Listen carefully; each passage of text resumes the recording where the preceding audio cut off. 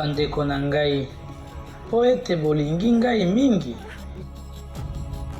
nasengi na bino botika kokanisa pe boyoka. Nazali kobela pona bokono oyo babengi Ebola, oyo ejali kobika pembeni na ngai. Ebola ezali elakeli mabe te, Ebola ezali maladi. Soki nayokaka mbela ya minganga pe komibatela nga moko na maladi,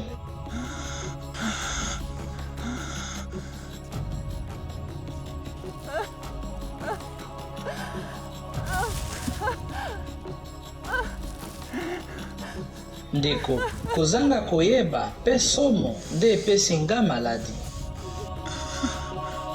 Kolanda bilobaloba ya bato te, esengeli na biso kotia elikya na minganga, esengeli na biso kozwa mangwele ezali kobatela. Kopusana pembeni na nga te, pe kosimba nga te bandeko. Kosimba loposo pe makila na nga te, motoki na nga te, soi na nga te, pe bilamba na nga oyo eza na bosoto te, po ete nazali na Ebola. Pesa sango na minganga tango nyonso moni moto na maladi yango, bokumisa nga na lolenge wana bandeko, lokola nakokaki kosala soki ezalaki yo.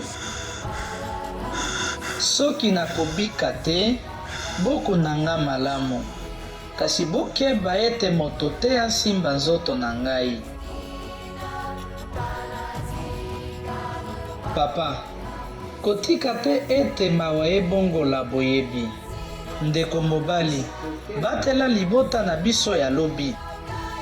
Ndeko mwasi, koyemba minyoko na nga te, kasi yemba molende na ngai, molende oyo mama na biso apesi biso nyonso.